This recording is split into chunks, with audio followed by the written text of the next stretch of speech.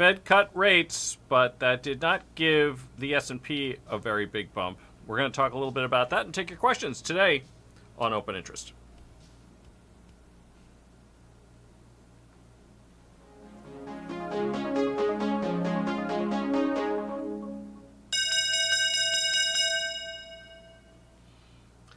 Hello, everybody, and welcome. I'm Mike Coe. Welcome to Open Mic, where we talk about market conditions and take your questions. Of course, today was very big news. Everybody has been waiting with bated breath to see what the FOMC would determine. And the result was not an enormous surprise. The market didn't respond all that favorably, so we got a small rate cut. What was interesting is that there seems to be a pretty material divergence amongst the committee members about the correct path forward. We know that it's very likely that Jay Powell is going to be replaced when his term is up in May. We know that the president has reflected some dissatisfaction, shall we say, with the fact that rates had not been cut faster or more aggressively.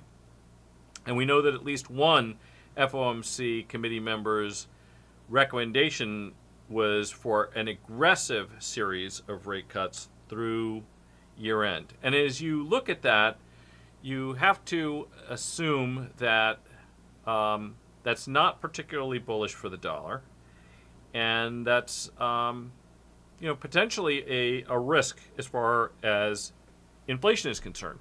And we saw that when we take a look at rates for the at the longer end of the curve.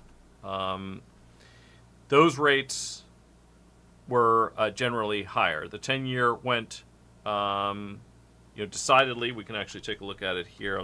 I'll just plot that so we can just take a look at how that has changed over time.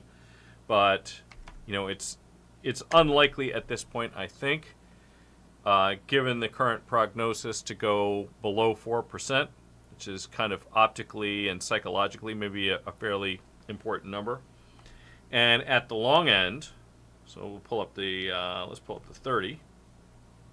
We can see that too was higher, and maybe 5% or so could potentially be back in sight again if things don't improve on the inflation front materially. We have, a couple other things, cross currents going on at the same time as well, and that is that for a long time, the United States has been the beneficiary of net investment from overseas, and that has slowed or actually even reversed.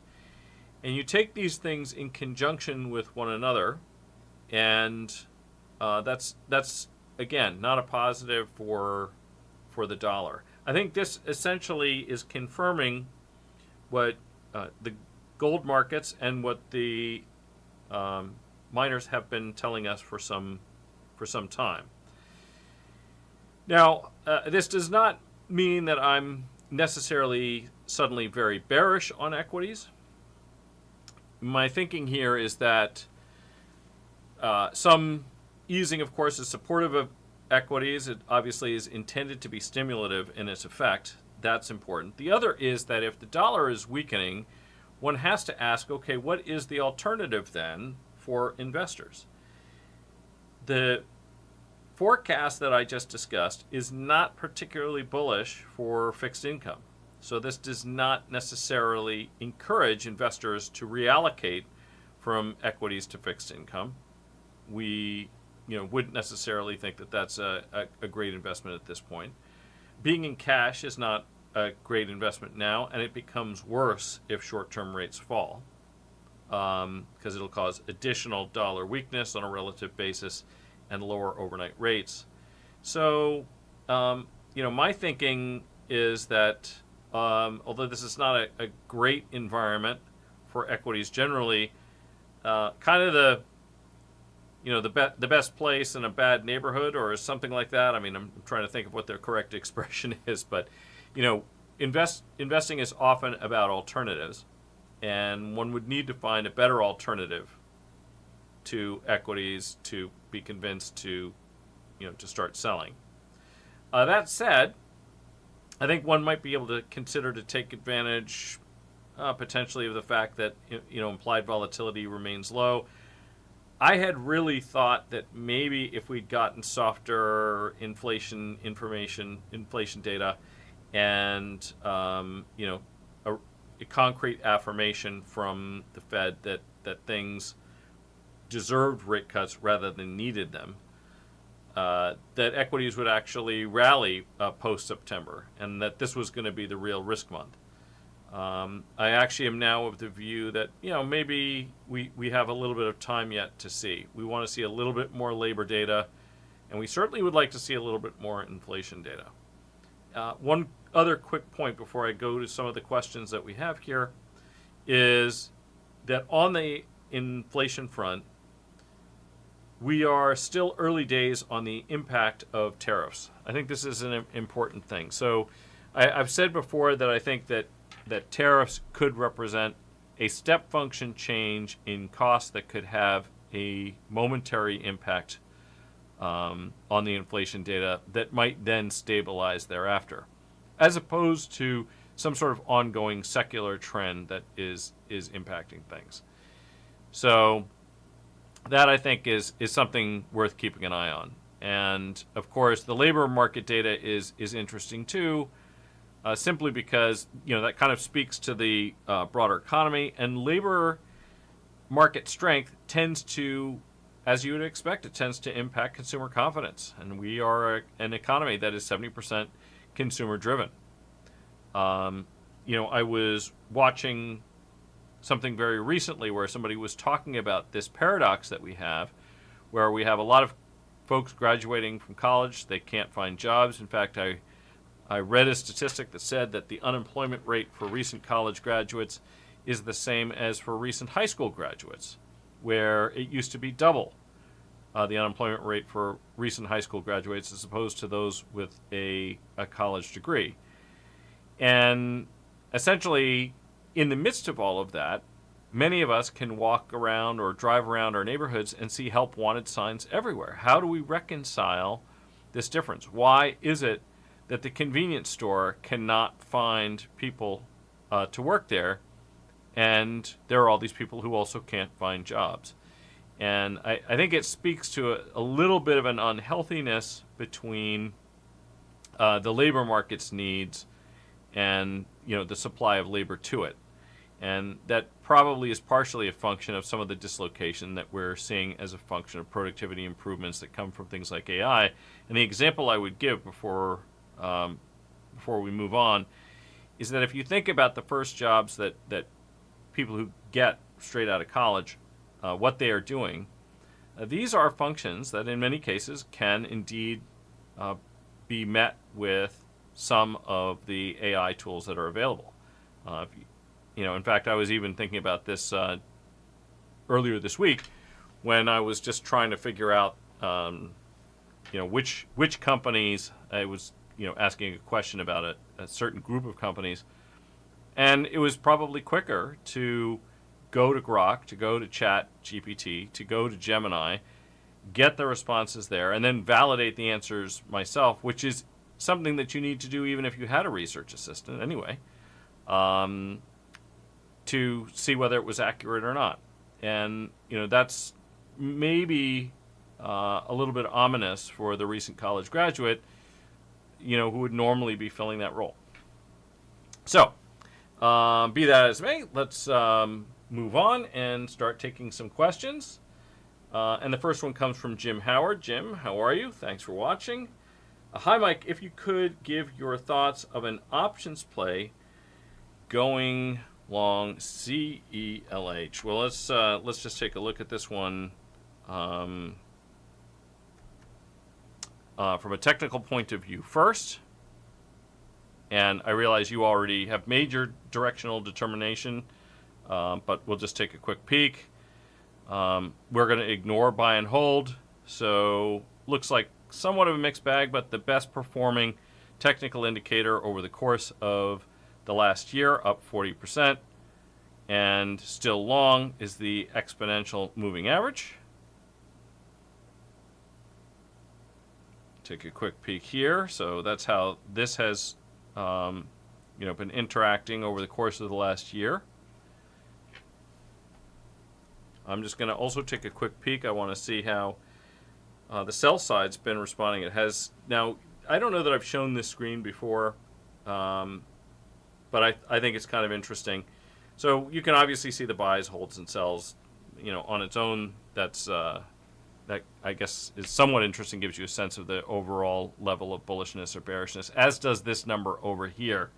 So where you're seeing this 4.33 right there, 5 is as high as you can go. If you are getting a 5, that basically means that everybody's at a strong buy. But actually what I came over here for was this section right there, that little green triangle. What is that little green triangle telling me? That little green triangle is telling me whether the most recent changes in the sell side research have been positive or negative. So are we seeing price targets rise? Are we seeing earnings estimates rise? And so on. Okay.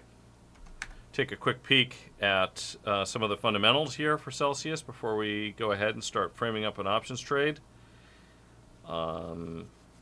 Obviously, I'm going to just break this out to quarterly because I'm kind of interested in this overall pace of growth, which is quite extraordinary.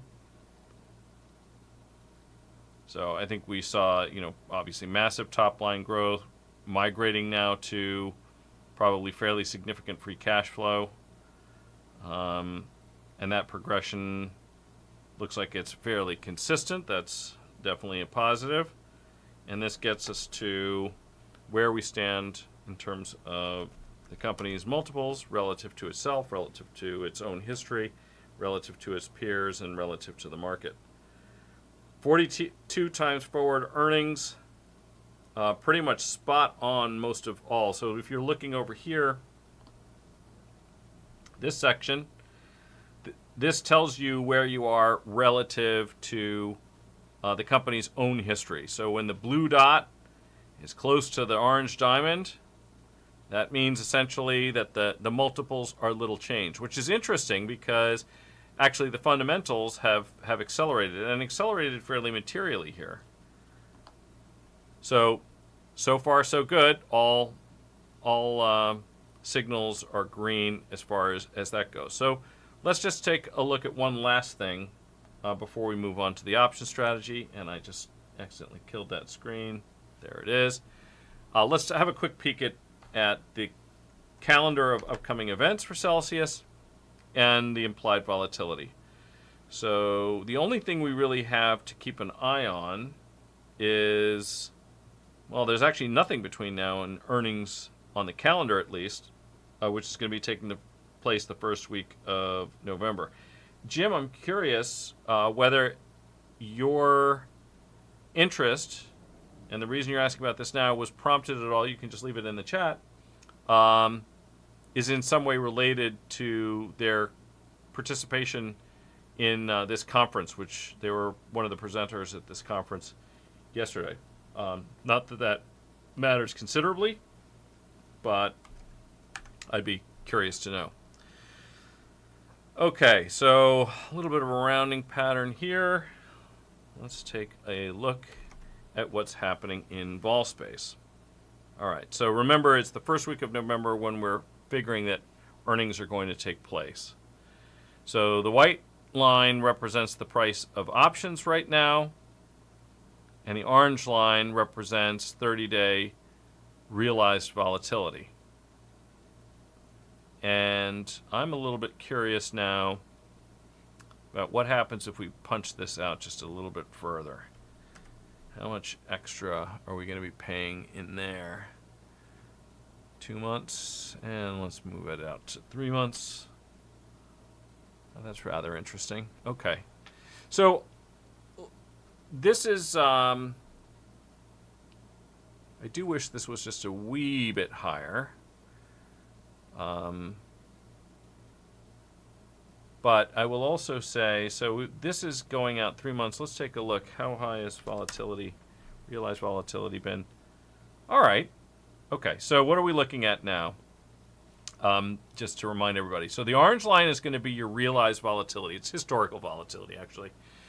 So this is just a measure of how much the stock has been moving around recently. I'm using a 90-day time horizon right now, and I'm comparing this in turn to what 3-month options cost. So looking at a bullish play that goes at least through earnings, possibly into the new year, and looking at the relationship between these two, are we a better buyer of options or are we a better seller of them?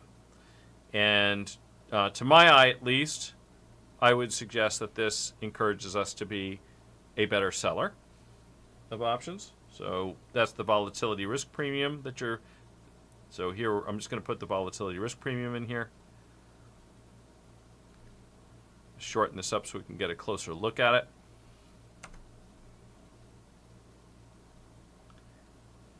So if this number was below 0, that means by buying options you're getting very likely a decent value. And if it is above it, then very likely options are looking a little bit expensive. Now, the thing about this 90-day and 3-month window that I'm looking at is that this, of course, will capture the movement that Celsius experienced as of their most recently reported quarterly earnings report, right? Because we're still well away from the next one. We're now looking at this on a 90-day look-back basis. And even with that event in it, looks like probably you'd have been better off being net short options. So to be net short options, different things we could take a look at. And you want to take a bullish bet. So that would encourage us to consider... Where is my constructor here? I misplaced my options play. Here it is. Okay. So I would probably even think about pushing this out even beyond the end of the year in this case. Just expecting that longer term implied volatility might be a little bit on the rich side. And to take advantage of that, you have to use longer term volatility, because if you think about how much money you can make if you're going to be short vol, think about how much Vega you have. And there's not a lot of Vega in really short dated options. Selling really short dated options, is it true that they accelerate, that their rate of decay is faster than longer dated options? It is. But if you think that vol is arguably a bit too high, you want to have a little bit of short Vega too. And also this gets rid of the sharp sensitivity that net short options positions can have. They become very binary as time approaches. Sometimes that can be a good idea, but we're still well away from earnings, right? So this is a circumstance where, let's say for the sake of argument, we could do something like a calendar spread, but if we got long a calendar and short near dated options, we're buying vol we think, or at least, based on this analysis, suggests is too expensive. So we don't want to buy those longer dated options. The shorter dated ones you can certainly sell, but the very near dated options are going to be a little bit too cheap, and you would have to sell those if you didn't want to capture earnings on the short side. So my thinking is that you keep everything in the same tenor. So I'm just going to look out to January here. And, the 55s, these are slightly in the money. Not 100% my preference to do it that way, but, let's just take a look at something like this. See if we can get some form of a call spread risky in here at a reasonably attractive price. This would be better if I could get that to mild credit. What happens if I cut this down to 45's awfully...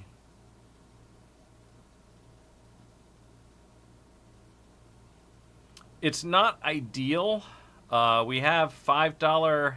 This is an issue. Sometimes I'm not that... We don't have enough strikes here, right? This is a $50 stock, and the strikes are $5 apart. It's almost 10% of the stock price. So what I would prefer if we had at least $2.50 strikes, if not dollar strikes. We don't have that. Nevertheless, I don't think this is a bad structure. So something like this, do I wish we could get this thing off at even money? I do. Now here's something to think about also, and that is that the wing options will decay more rapidly as a function of their own value than the spot option will. So that's helpful. But don't anticipate too much of that ahead of earnings. And the reason for this is why? Because of event variance. So what is event variance going to do? What it means is that options that capture the event are going to see their implied volatility rise as the catalyst approaches, followed by some volatility crush immediately thereafter. So one's going to need to be a little bit patient in a trade like this because, like I say, the wings will expire faster, but what will support them in the short term is the fact that the implied volatility of those options is actually, going to go up from here. Does that mean it's a bad idea to do the trade here? No, not necessarily, because part of this also goes to delta. When you think about an options position's exposure to the underlying, we're trying to take advantage of a bunch of different things here. We're trying to say we want to be net short options. We want to be short Vega. We want to be collecting theta. But we also want to be long delta. So one could argue and say, well, I don't necessarily want to put this trade on right now because it's not going to decay quite as quickly as an instantaneous read of the option structure Greeks suggest that it will. The theta is going to be overstated, and it's overstated because the implied volatility is going to sort of rise before it falls. But because you want to be long delta in this situation, Jim, that's the reason that you would initiate this, even knowing that essentially that sort of push, that tailwind that you're going to have in the form of theta isn't going to be that helpful at first. So I wish we had a few more strikes and we could fine-tune this a little bit. You may have an opportunity. I mean, if the stock opens in a slightly different place, this may set up just a little bit better. But yeah, so that's my thinking on that. Oh, you have two questions. Okay. So what is our next question here? You are interested in T-Mobile. The truth is I actually had a pretty busy day today. So T-Mobile is partnering with Tesla. I probably should have known that. And I did not. That's interesting. So T-Mobile is partnering with Tesla's satellites and moving away from the use of cell towers like T and Verizon. How might this move the needle? So this is an interesting one. So I think I've talked about this on prior live streams. One of the first comps analyses I ever did was on what were known then as the Sprint affiliates. So what were the Sprint affiliates? Sprint, back in the day, unlike Verizon and AT&T, the way we think of them now, actually had a bunch of regional operators. And those regional operators were essentially offering, they were all branded Sprint. If you went to Los Angeles, you would see a Sprint store that looked very much like the Sprint store in Seattle or Chicago or New York or Miami. And they had these geographic regions carved up. They were effectively running the same business. They had the same customers. So we could do some pretty decent comps analysis. You would look at things like churn and ARPUs and stuff like that.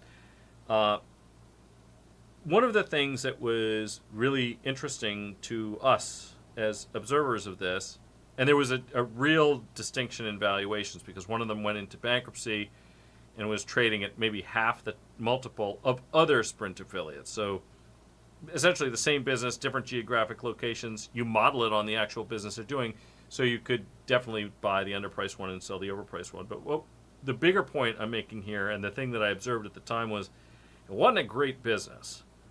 What I didn't like about the business was that the cell tower business, they're constantly upgrading. Every single time the network was being upgraded, their old equipment was becoming obsolete.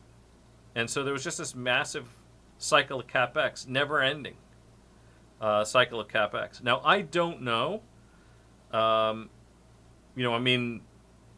Satellite is not exactly cheap either. But, I like the fact that it's a differentiator from an operating point of view. So let's just take a look at valuation here and compare them to those others and see what we think. Actually, what am I even doing this for? I can just use the relative value function, and they will come up.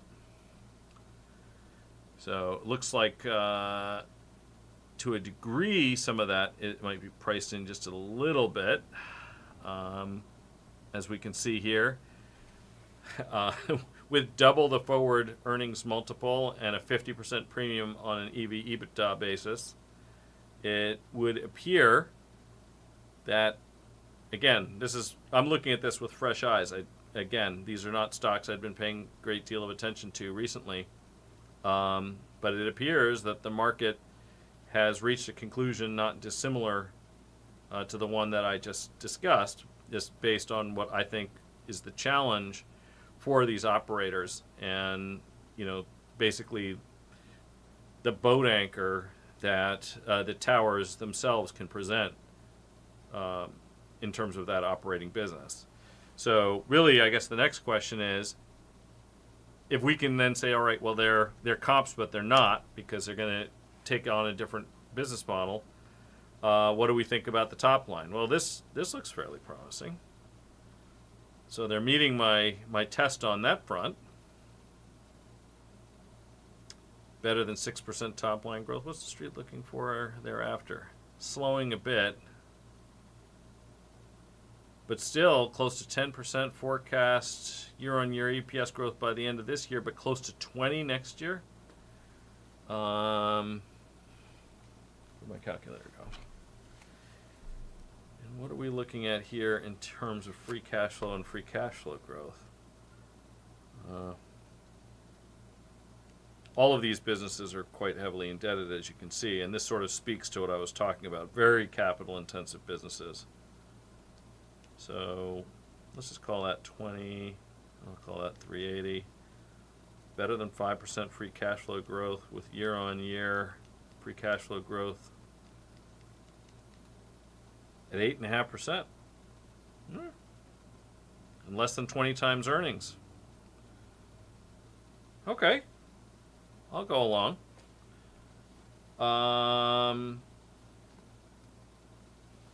And on top of all of that,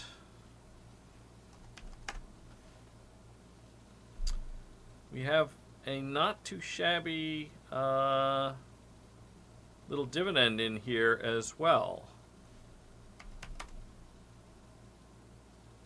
What kind of vol are we looking at here? Very low vol. Very low vol. Yeah.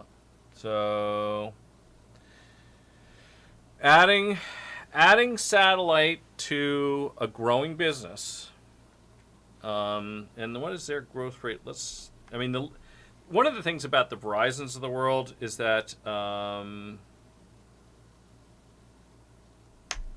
these guys are not growing typically. T has certainly not been. Yeah, these growth rates are much slower.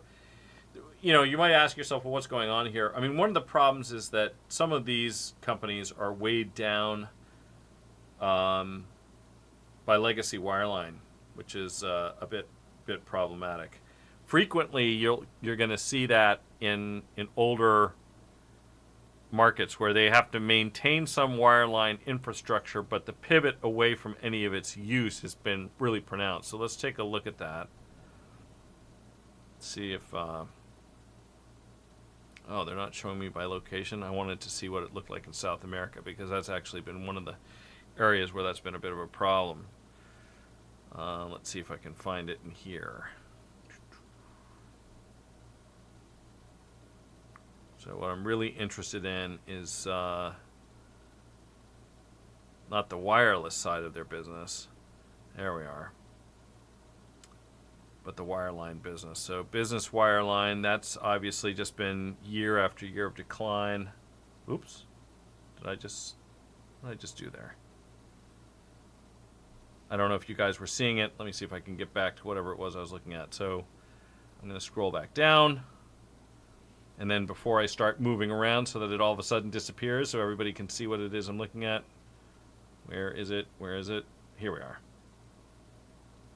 Okay, so this one is, now we're talking about wireline broadband, but I think this kind of speaks to it.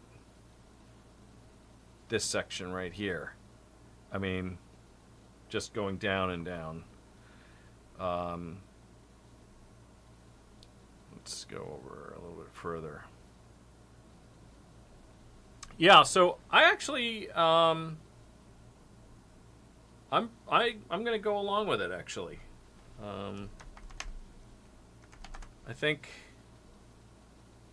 I don't know that satellite's the only reason, but it's pretty clear that, you know, they're doing a little bit better on the operating side. I mean, the stock has had a heck of a run as a result. What are we up in T-Mobile now year to date?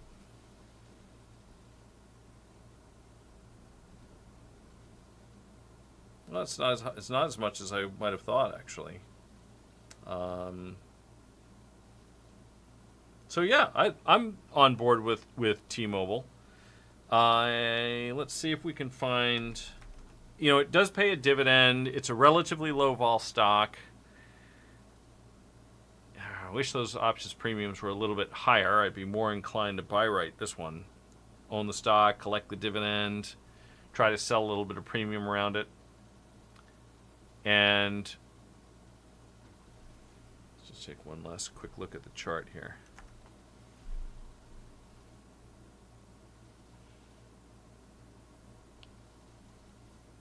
That's a little bit less encouraging. You know what? This is something I was actually thinking about earlier today, and I don't think I've ever talked about this as a way to scale into positions. A lot of you are probably familiar with something known as the wheel strategy. What's the wheel strategy? You buy the stock, you sell a call, stock rises, you get called away, you sell a put, and so on. You know, if you think you're in a rally that's fairly mature, you think that selling premium is reasonable. In this case, you actually want to own the stock. You might want to add a little bit more to it. Let me provide an example of something that I think could potentially be interesting. And that would be to actually, and I think I talked about this on Monday as well. Let's see if I can find my options play application again. And that is, now this is going to be a little bit more challenging, and this is another one of those situations where I kind of like buying the stock and selling strangles against it. This is going to be capital intensive though, right? Because remember, you do this, and every 100 lot is going to be $25,000 or thereabouts, a little bit less, but it does give you some perspective. So what's that trade going to look like? You know, that's a situation where you're long the where you are long the stock, you are, you know, short both a call and a put against it. Okay? Like this. Now, it doesn't have to be as far out as 65 days, but I'm going to use that for now because conveniently the downside put at 20 deltas happens to correspond with the recent lows over a comparable period of time. I'm not sure if everybody's following along with what I'm saying there, but I'm going to get back to that in just a second to elaborate a little bit more. Yeah, 260 is a little tight, but you end up with a structure that looks like this. So you get a standstill rate of return. You might end up buying a little bit more stock down here at the short put strike, and you'd sell off a little bit here. This is a relatively low volatility and probably not very high risk issue. The chances of a huge move are slim. The chances of a buyout are slim. Those types of things. You have a better chance than not of being profitable on a standstill basis. And when you have these low vol issues, just knowing that the stock can't be in two places at the same time, and I'm not saying you wear this all the way to expiration, because in a low volatility stock like this one, the chances that you would do that are actually relatively slim. Almost certainly, one or both legs can be closed well before there's 3 weeks to go to expiration, because there's just not going to be a lot left in them. So you're really basically playing in a situation like this for a little bit of vega and some theta push against a long equity position over the near term, but you're just not going to ride really cheap options all the way into expiration, right? So, yeah, I think that's a potentially interesting play here. You're going to probably find that at this point, a lot of my recommendations are going to be on the short premium side, and that's just because my own feeling is that even though this is seasonally a decent time, the last part of the year, we've had a heck of a rally. And some of these places where you see slightly above average implied volatility, you can sell off a little bit of upside and still have a decent amount of room for capital appreciation. And if you get it, you're basically only building on records at that point. So something to think about there. Okay. Next question. With SPX being flat today, do you think Friday's triple witching could move the market materially lower next week? So this is something that, I get this a lot. It's triple witching. It's quad witching. People are worried about the expiration of single stock futures. I'll tell you that I'm not that concerned, admittedly, about triple witching, the expiration of multiple derivative products on the same day, or quad witching for that matter. I don't, it sounds scary, doesn't it? Right? If they had triple witching on Friday the 13th in October or something, it all sounds very scary. But I'm not actually all that concerned about it. First of all, we have so many expirations now, and in many cases, the amount of open interest on these things is quite substantial. A lot of the single stock covered call ETFs obviously have big positions in those. We've got a lot of options going on and off every day on the zero DTE front. So I kind of feel as if regular way expiration isn't as impactful or important as it once was, if that makes sense. Just because there's so many options spread out across so many expirations. It used to be that regular way expiration, there wasn't weeklies, there wasn't dailies, so all of the gamma would just start to explode going into Friday, either long or short in general, across all underlying assets, and that's not the case anymore, just because of the dynamic of having so many more expirations. And also so many strikes too.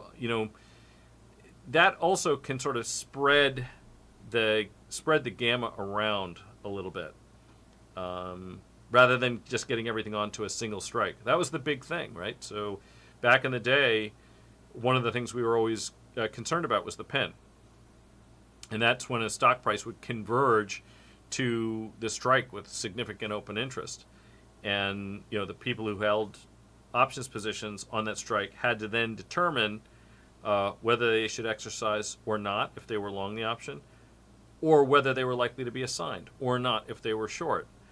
And a lot of these dynamics have, just because of the proliferation of expirations, the proliferation of strikes.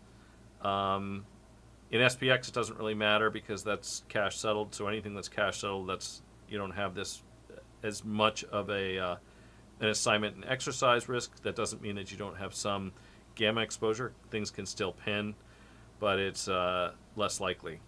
So yeah, I'm not terribly concerned. So I guess I probably went into that more deeply than I needed to.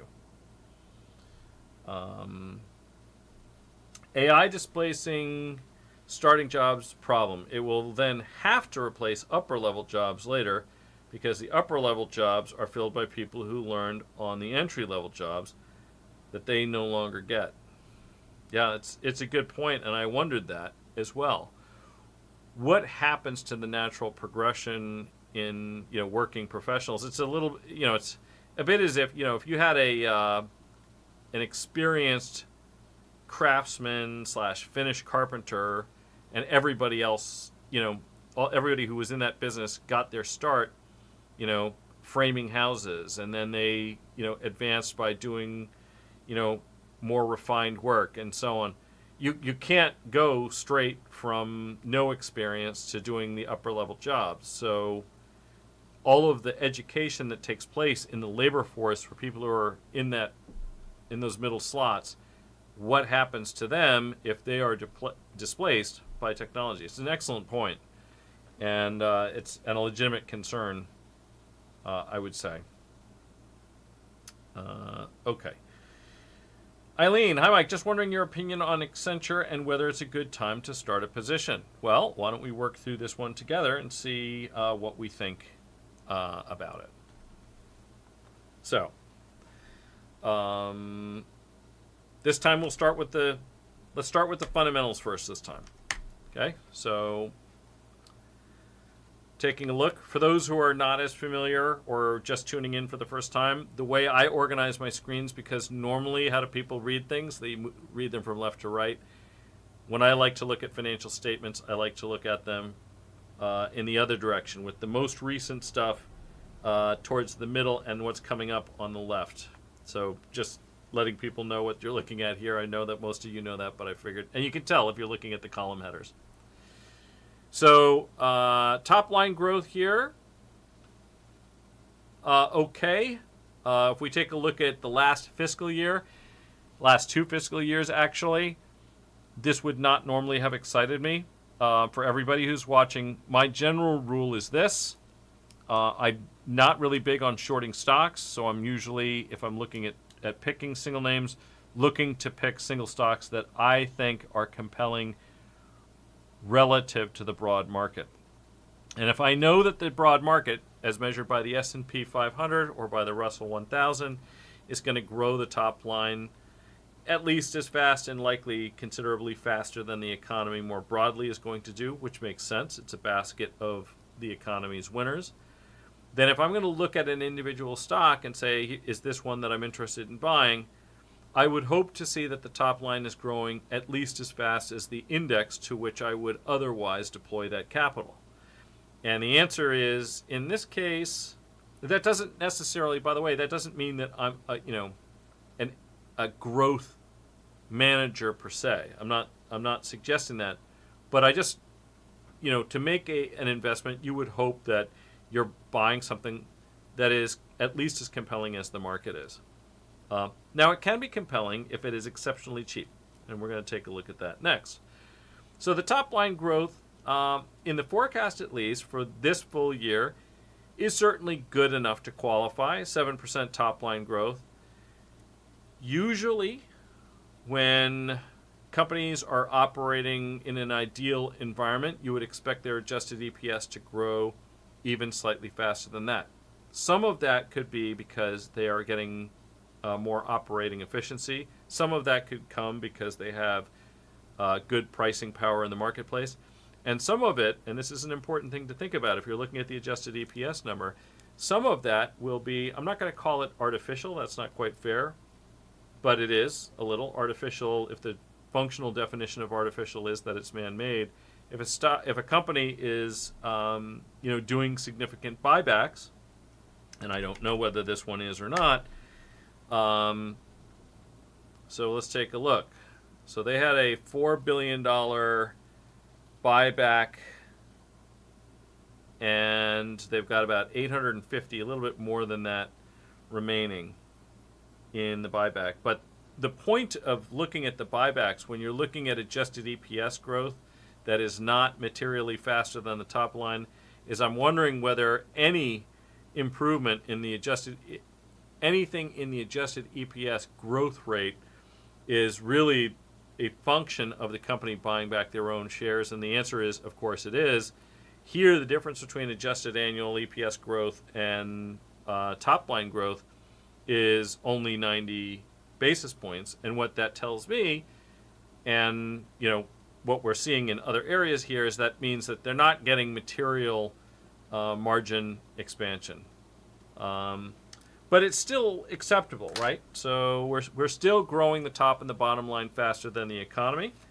And as far as adjusted EPS growth is concerned, this is slightly below what the S&P has managed to achieve in the last couple of years, which is probably a CAGR of slightly better than 8%.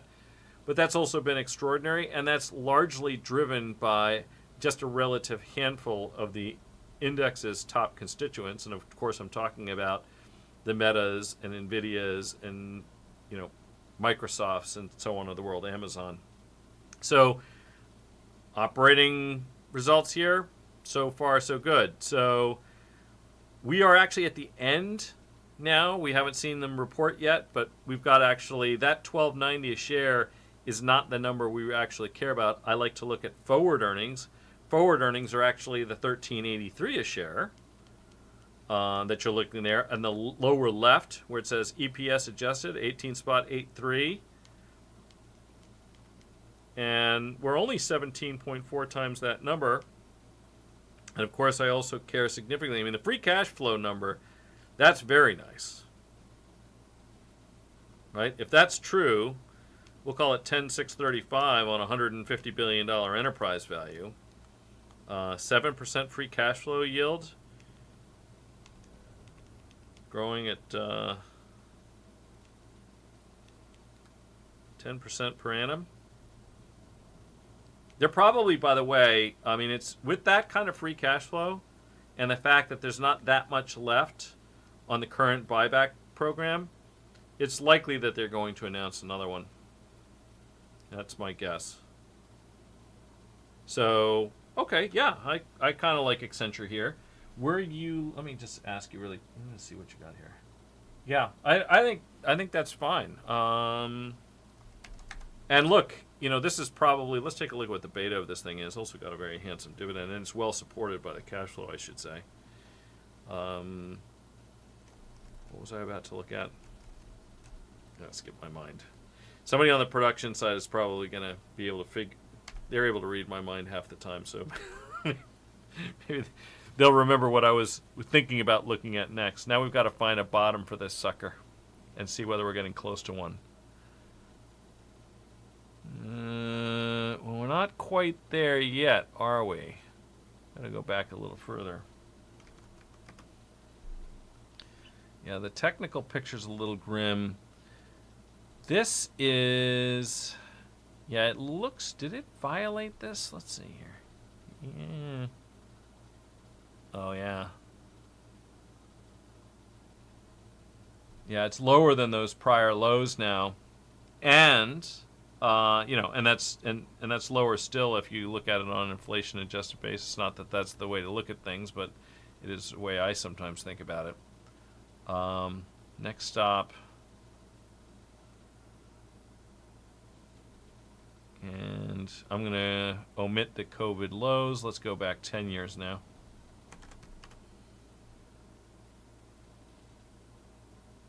How far back can I go?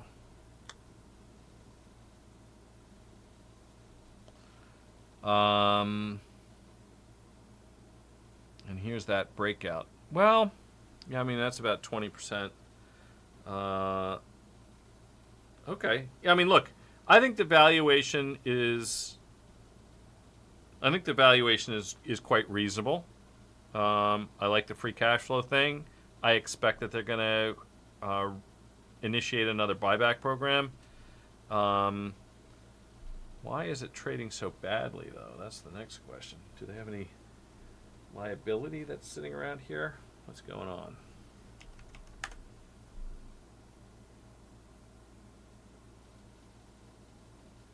Had a couple of acquisitions in here. Who's selling this thing? That's the other question I'm curious about.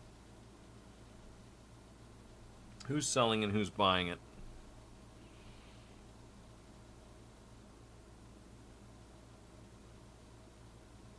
So I'd like to see some hedgies buying it. If the sellers are sort of the passive money,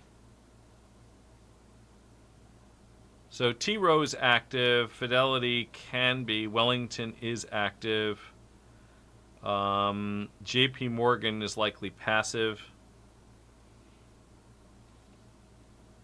Oops, sorry.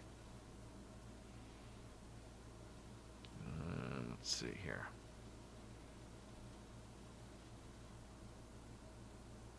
Like that and like this. That's passive, so that's not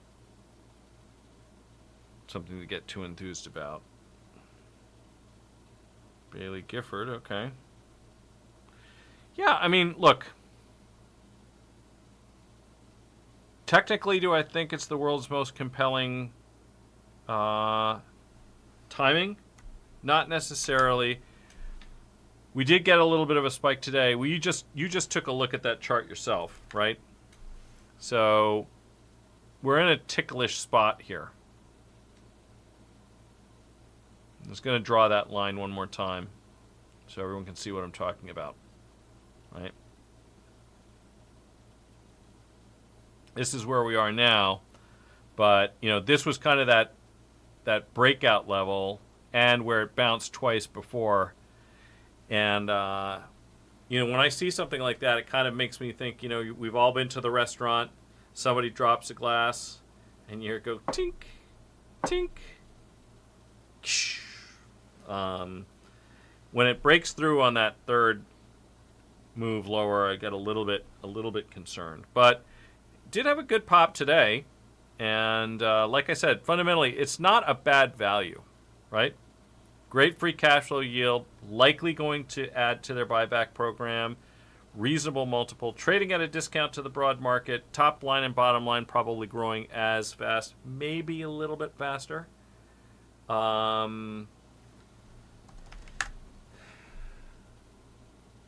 people concerned that maybe they could be a little bit sensitive? I mean, you look at their biggest customers. Is there much sensitivity here? Not on the revenue side. Yeah, so I mean, I would like to more definitively see this thing turn the corner from a technical point of view. If we just manage to get back above this level definitively, and you might say to yourself, well, am I not then buying it at a higher level? Yeah, you are, but it's not much higher. You know, we're talking about, you know, a 2.5–3% from where we are here. I'd like to see it close above that level for a little bit, so that I feel like it's starting to round the bend. You know, I'd like to see this bearish trend reverse. But what I would do, and actually one of the guys that I work for who I consider to be a phenomenal investor, what he always did was he had a list of all the stocks he wanted to buy, but would not until they began to show some technical strength. If you looked at his screen, he kept everything organized by industry, sector, and then he had all these screens, and it just had the tickers and the price change on it. And basically, what he was looking for was just a change in the flow of money into those stocks. He'd already established that he thought they were a good value, but you know, good value doesn't prevent a cheap stock from becoming cheaper. So if you were going to say to me, okay, I want to buy this thing and stick it away in my IRA for the next 10 years, do you think it'll be a good investment? Looks to me like it probably will be. This is another business, by the way, that might potentially be able to benefit from some of the technology that's coming down the pike, I would think, in their role in terms of the services that they provide. But I personally would wait to see this kind of an action here. If you can see my cursor. Is my cursor showing? You know what? I'm going to draw, just in case you can't. This. Over here, you could definitely see that the pace of the decline slowed right in here. And then you got a nice bottoming formation. And that's what, you know, that's why you're looking to buy it. And we have not had that here. You know, at the moment, it's basically still straight down. I haven't seen, I'd like to see higher highs, higher lows, and, this one right here, we haven't gotten that yet. Okay, so I apologize. Once again, that was quite a long, but we're looking at it together, right? So that's going to happen. All right, let's look. Okay, Eric M. Hi, Mike. About a month ago, I went long the Nove 21 1927 call spread. Let's put that into. It was the November 1927. Okay, so let me build that in real quick. So you had the November 1927 call spread.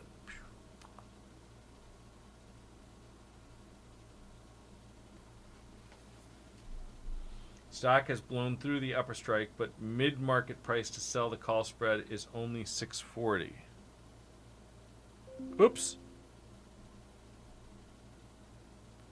640. Okay.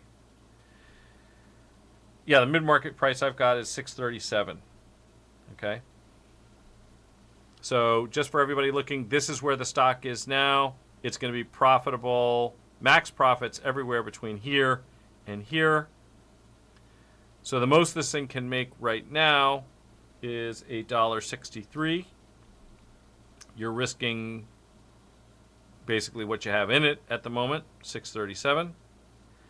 And yeah, it's not that surprising that it has not yet gone to its full value, because remember, when you trade these vertical spreads with a significant amount of time to go until expiration, that the corresponding put spread. So if I'm long a call spread, then I'm also synthetically short that put spread. But think about what that put spread would be worth. If you were long this stock right here, would the 27.19 put spread have any value? A lot of value? Well, possibly not, because the stock has rallied pretty substantially, but it's going to have some value. And the value that that put spread has is going to be the difference between the value of the call spread and its intrinsic value at expiration. So net of cost of carry issues and a couple things like that, the value of a call spread and its corresponding put spread put together should be the distance between the strikes, give or take. So when you look at this, what is your position now? Your position now is functionally equivalent to being short that call spread. Short that put spread. That's the risk you're taking. It looks like the stock has definitively made a move above that strike. But has it really? I don't know. I mean, stock was only $16. We have how much time to go until this? Let's see here. We've got 65 days to go. And at the end of July, so about 6 weeks ago, stock was trading in $15 and change. I mean, could it get back there? Yeah, it certainly could. One thing you could think about doing is, take some money off the table. You can roll this trade would be a way to do it if you're uncomfortable with the risk-reward relationship of essentially selling put spreads. But when you trade long-dated debit verticals, just remember that if they're out of the money and they go in the money, that if there's still a lot of time to go, they're not going to go to their intrinsic value straight away. Nice trade, by the way. I'm obviously that worked out. But if you're looking to squeeze a little bit more out of it, it might make sense to roll that thing up and take some of the money off the table, because when you got into this, you almost certainly had a risk-reward relationship that was asymmetric to the upside, and now you have one that is asymmetric to the downside, meaning that you can lose more than you could potentially make between now and expiration. You have a tailwind because you're collecting decay, which is good. But, if you got into this as a debit spread looking to make a multiple, you already have made probably a multiple of the money you initially invested, but that risk-reward relationship isn't as attractive as it once was. So you might want to consider adjusting the strikes. Okay. FinWest, good morning. I liked your interview on the Spencer Invest channel a couple of weeks ago with Mike from Tidal. I need to review it again as it was really full of great information. Thanks for doing these. My pleasure. I don't just make YouTube videos. Other people do it too. Sometimes they invite me on to hear me blather on about something or other, and I'm flattered when they ask, and I usually participate if I can. And different people have different questions, and I appreciate their insights, and it's good to know what other people are thinking about. So thanks for watching that. Yeah, so T-Mobile is expanding options, not reducing use of cell towers. That probably going to subcontract maintenance, though. Yeah, so it's interesting that you mentioned that because someone else did too, or maybe it was just somebody in my ear that was making that remark. Oh, yeah. So, you can also see here the comment right above that.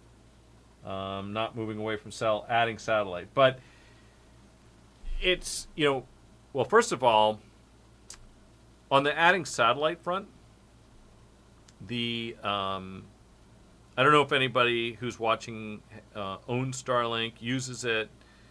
I was in a situation recently where we lost broadband. It was needed for a sporting event that we were supposed to be broadcasting to YouTube, and somebody ran home and got their Starlink and came racing back and plugged it all in. More of that is going to happen, so that's important. I think Starlink is a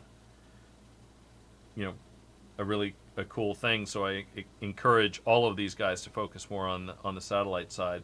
And as Tucker D. Dog points out right here, Starlink may become a provider in its own right sometime in the future. That always lurks.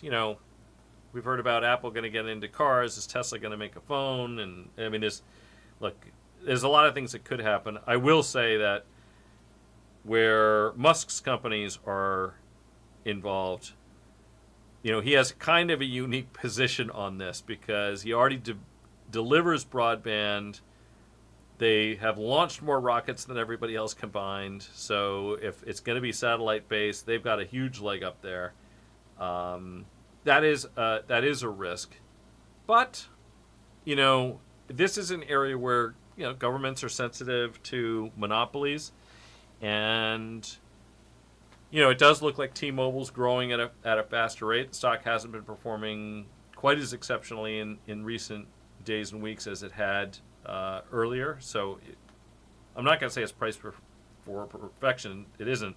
Still trades at a discount to the broad market and has good growth numbers, but such is the reality of investing that we rarely have something where it's a freebie. It's an arbitrage.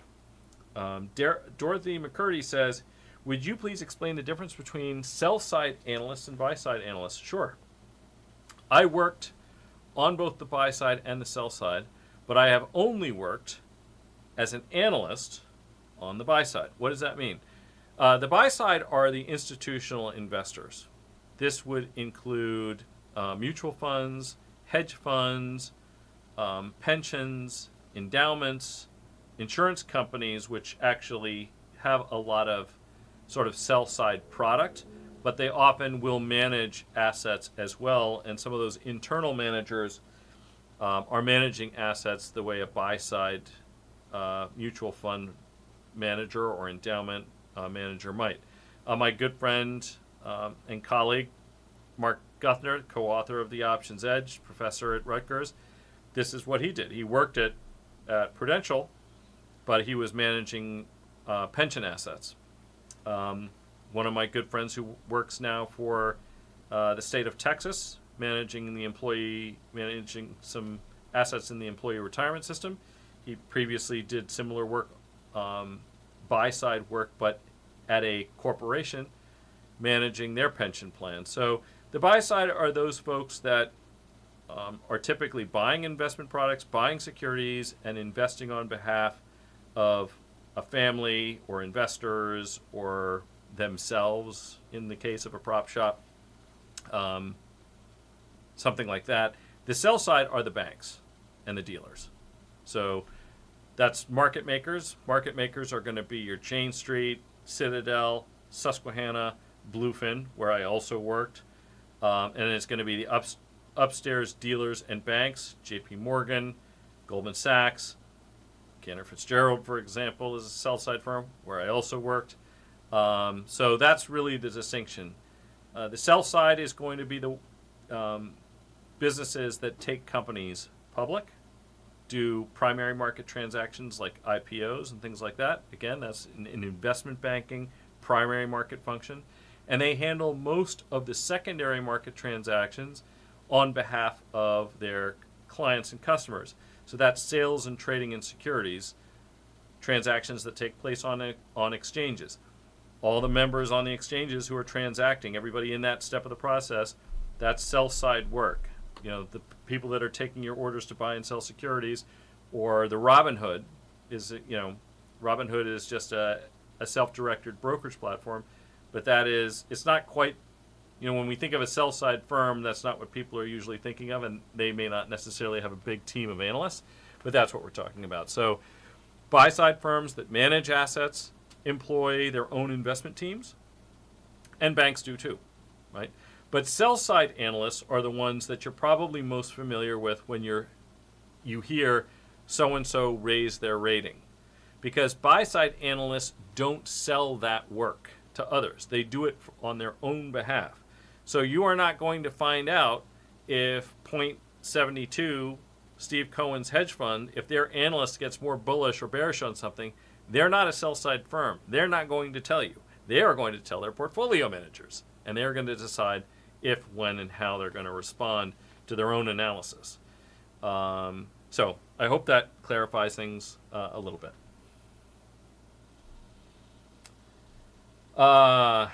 Patel, I work in grad school, and I can see students delaying their graduation until next semester in hope of finding a decent workplace. I have noticed a lot of biomedical research is shifting overseas. Interesting. One of the conversations I got into over this weekend, I was talking with.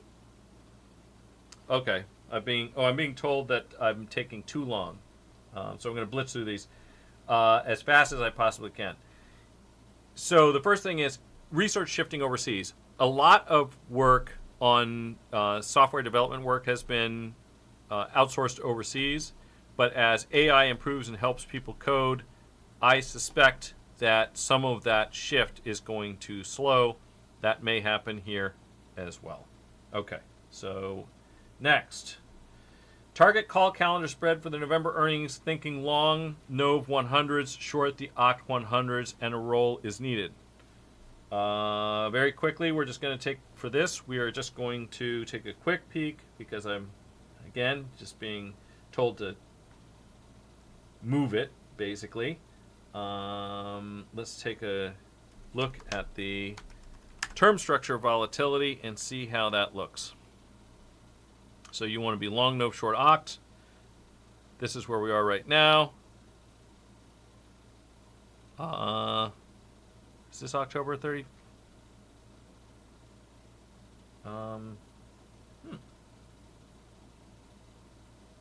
So you want to own the November earnings and just sell options going into it, and then roll as needed. Yeah, I mean, okay. I would just, my quick thing to make you think about is that there will be a vol crush, right? We can see here that volatility in target is very high right now, for relative to the long end of the curve, and relative to where it is here, and that's only going to get higher. So that's going to be supportive of owning those November par calls up until the earnings takes place. So I'm comfortable with the strategy as a way to harvest a little on the short side, maintain some bullish exposure on the long side. Just be aware that as earnings approaches, you're going to want to manage that November piece pretty well. It's going to be supported by an increase in implied volatility until then, but there's going to be a sharp vol crush thereafter. So it's just something to keep an eye on. Hope that's helpful.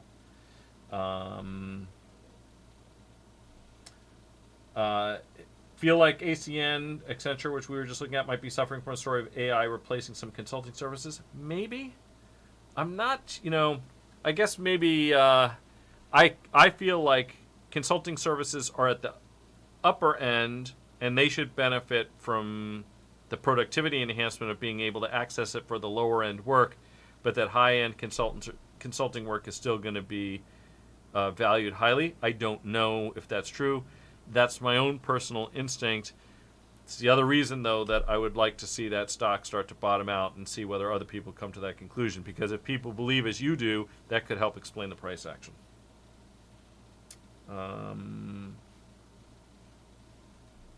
Okay, so, oh wow, I'm like an hour and 15 in. Is there something I can get through some things? Now, James Forbin's asking, I always like to know the total addressable market and competition on Accenture. Fair enough. And that, too, could be a reason for the potential weakness. I actually clicked on this question for a different reason, though. And that is that I wrote an article over the past weekend, and we talked a little bit on Monday, I think, about Netflix. And one of the things I just wanted to remind people of is that the total addressable market is an important thing to think about. That's true for Accenture. It's true for Netflix. In Netflix's case, if you looked at the total addressable market and didn't think about regulatory or government considerations, you would say to yourself, "Oh, they're barely scratching the surface. They're not exposed in Russia. They're not exposed in China. China's obviously a huge market, except that they don't really have access to it." And so, the total addressable market is an important consideration. And James, important for bringing that up. And I apologize for blowing through these, but I've been told to step on it. Steve Garcia says to Eric, I would close the spread. You have 65 days to make the max value of the spread, which is an additional 1.4. You've made 80% of your max value. Not worth waiting another 65 days to make 20% more. Again, you're selling you're now short a put spread, right? And you're going to wear it for a couple of months. And the total return that you have available to you is relatively small. And certainly it's small relative to what the maximum value of the spread was that you had when you initiated, and you made most of it. Bears make money, bulls make money, pigs get slaughtered, as they say. Fiber. Yeah, wish I had fiber here, by the way. And then finally, the last comment that I'm just going to get to. Overseas providers of outsourced data likely at biggest risk of losing jobs. Developers, help desk, research, copywriters, whatever. I agree with this. And the thing is, I don't weep necessarily for that much. And part of the reason is if you've interacted with those outsourced services, you've probably felt about it the way that I do, which is it's not that good. You pick up the phone and you deal with somebody and you think, this is customer service, or is this customer frustration? And I think a lot of the time it's the latter. And I'm not 100% sure that AI is not going to be an improvement. And improving customer experience is important, and I hope that happens.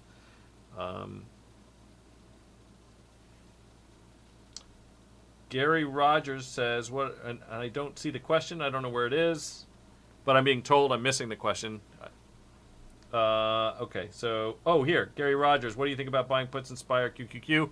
I like that. I'd buy put spreads though, and the reason is because I still think that there is sufficient skew, and because when markets decline, unless we got some absolutely out of the blue, complete blow up. Which I don't anticipate. That's like a Lehman type of moment. I think put spreads are a better way to play it. And let's just take a look. What you're doing when you buy those put spreads, don't need to buy them that far out in time. This defaulted to 3 months. but you're buying, at the money puts, that's in and around here, and then you're going to maybe sell something in and around here, or maybe you do a 97.5, 90%, something like that, and take advantage of it that way. So I like that. I wish I could get to every single question. Unfortunately, I can't. Like, subscribe, put your questions and comments into the bottom part of the comment section for this video, because one of the things that occurred to me when I did that rather sloppy PowerPoint with the covered call things on Monday is that if, with some advance notice, I could probably put more organized graphics together to discuss it in future videos, and I'd like to do that if you guys would find it helpful. And in the meantime, we'll be back for another open mic next Monday at 4:15 Eastern Time, and hopefully I'll be able to corral Mark for an office hours on Friday. Until then, thanks for watching.